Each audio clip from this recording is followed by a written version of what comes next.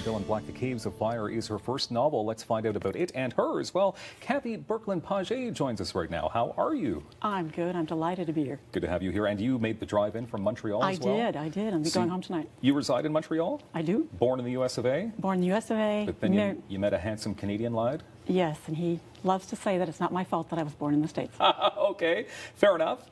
Now, okay, let's get to this very cool book, The Caves of Fire. Now, it's your first book, but you've been published before. You've written before. Yes. As a matter of fact, you've been appearing in Globe and Mail, Christianity Today. Pretty cool. So I also read that your child basically said a genie might pop out of a bottle or pop out of your sink. Out of the sink in the bathroom. He said, wouldn't that be cool? Okay. And I thought about it and thought about it. And so that's how it wound up in the story, but it was not the sink.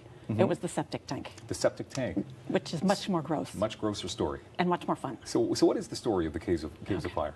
There's two levels. On one side, on the surface, is the story of three kids who have to fight a monster or die trying, which is always, if the stakes aren't high enough, what's the point? But on a deeper level, it's about friendship. There are three characters who have never had friends for various reasons. There's Daniel, the boy who lives out he's homeschooled, he never gets out of the house, he's never had a chance to have friends. And then there's a girl who, she's captain of the drama club. She thinks she has friends, but she really has friends. And then there's Fee, he's a spy from another world, and he's never had friends because it's too dangerous to have friends. He lives in a country where you just don't. So the question is, can they become true friends? Can they work together? Can they grow? Okay, so how long did it take you from initial idea until publication? 15 years. 15 years, yeah. So that just seems like a long time for a book. A long time, yeah. What made you decide to wrap it up and finally get it out there? I got it to a place where I felt like I was ready. And that's one of the advice that I'd heard from a writer a long time ago. She had said, so many people ask me how to get published, but nobody asked me how to become a better writer. Okay. And I thought, we see the cover right now of The Caves of Fire. So can you tell me a bit about that illustration? Yes. The creature that you see there is Chol. She has a dog's head. She has peacock wings and a tail, and she has lion legs. Okay. It's pretty unique. It's based out of ancient Iranian legends and myths.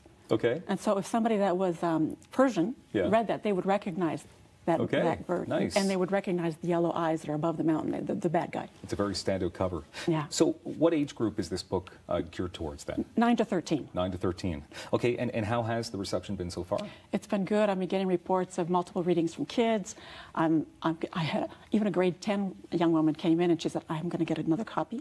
Yeah. Because my friend has to read this. Yeah, so nice. I did read an online review. Someone even compared your work to the guy who wrote The Lord of the Rings. How cool is that? That's amazing. Tolkien. I had not heard that one. That's got to feel good, though, when you've got these comparisons already when it's your first book. Yeah. It's a little scary, too, because then if they read it and go, well, it's not like Tolkien. But the similarities are there, which is nice. Yeah. Okay, so where's the best place to find this book in time for the holiday season? Okay. Most of the chapters in Ottawa have them. And you can always go to Amazon. Those are the two best places. Easy, in Ottawa. Simple as that. Okay, so obviously we're wrapping up 2018, and this is your first book. Now, 15 years to get to this point. Do you have plans for a second book, and how long might it take, if so? Not 15 years. No? Okay. I've got the very rough draft of a sequel. Yeah, oh, you do? I'm working on that, yeah. That's good, okay. Yeah. Can you tell us one of the lessons or one of the main storylines that you'd like readers to take away from this? Yeah. That our choices matter. They have weight. That our smallest acts of love have weight and can help change the world. And that maybe it can inspire us to move out of our comfort zone and do something that can help for somebody else. Okay. So as an author then, is that one of your initial reasons to write, to make sure that a lesson is learned? No. No? It's for fun. It's just for fun? Yeah. Yeah, so the lessons are just extra then? Yeah. That's nice. Okay, so can I ask you then, obviously with the 2019 coming, you've got plans. Are you doing more work for Globe and Mail and Christianity Today? Is that something that you're always... No, I'm just working on, you're just working on some stuff that, okay, very cool. I also understand that you and your husband, when you were deciding on moving to Canada, you just picked up an atlas and you decided where you went by looking at an atlas. True story. Yeah? True story. So that just seems to be the kind of person you are, and then you come up with books like this? Yeah. That's pretty creative. All right, very cool. Well, we appreciate your time here today, and now you've got the long trek back to Montreal. I do. Well, thank you very much, Kathy Berkland-Page. And thank you for being here as always. We have new episodes of Daytime coming your way January 14th. I'm Dylan Black. Thank you for being here. Happy holidays.